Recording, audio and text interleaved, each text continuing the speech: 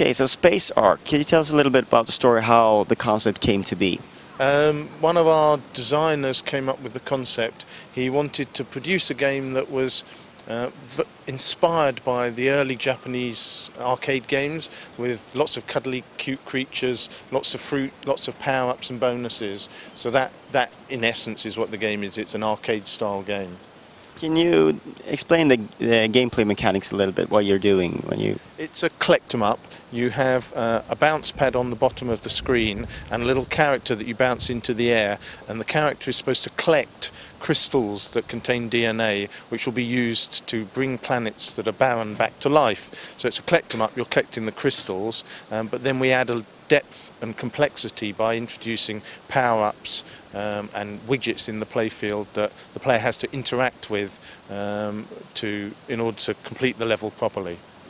It looks deceivingly simple, but you have to sort of do things at the same time with your left and right thumb, and that's kind of tricky, I find. It is. It is. We have a tutorial which takes everyone through that learning experience, so hopefully they won't have too much trouble. But you have the pad is controlled with your left stick, and the Arkonaut is controlled with your right stick, but that actually allows, as you develop your skill, it allows you to do some fairly interesting jumping and bouncing and collecting. So you can be collecting bonuses with the pad along the bottom of the screen while your character is leaping through the air collecting other stuff. So it allows you to do quite a lot.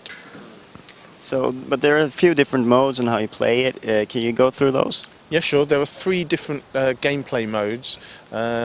In single player, we have mission mode, where you're unlocking 5 different planets, and you need to work through each planet in order, collecting all the power-ups and the bonuses. You're trying to get the biggest high score you possibly can.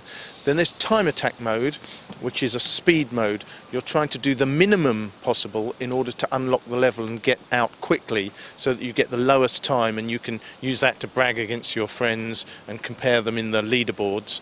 And then the last mode is survival, which is kind of the reverse of time attack, in that you've got a counter that's counting down, and you have to get out of the level before the counter hits 0. There is a way to extend the timer. There are certain things you can do within the level to extend your timer, but you've got to get out of the level before the timer finishes. And the next level that you play will then, you'll have the time left over from the previous level plus bonus times, and you've got to try and get all the way through 6 levels without running out of time. Is Microsoft's help in that way, is that the reason why it's coming out on Xbox Live Arcade first? We had a very good relationship with Microsoft from our original game. The first game we developed, Gion, led on Xbox Live Arcade, although it came out on PSN and other platforms later. So we had a very good relationship with them, and as we were deciding what game to do next, they were the logical people to pitch it to first. And so that platform is the lead platform, and it'll be a 4-month exclusive on Xbox Live Arcade. Thank you very much for your time. You're very welcome, thank you.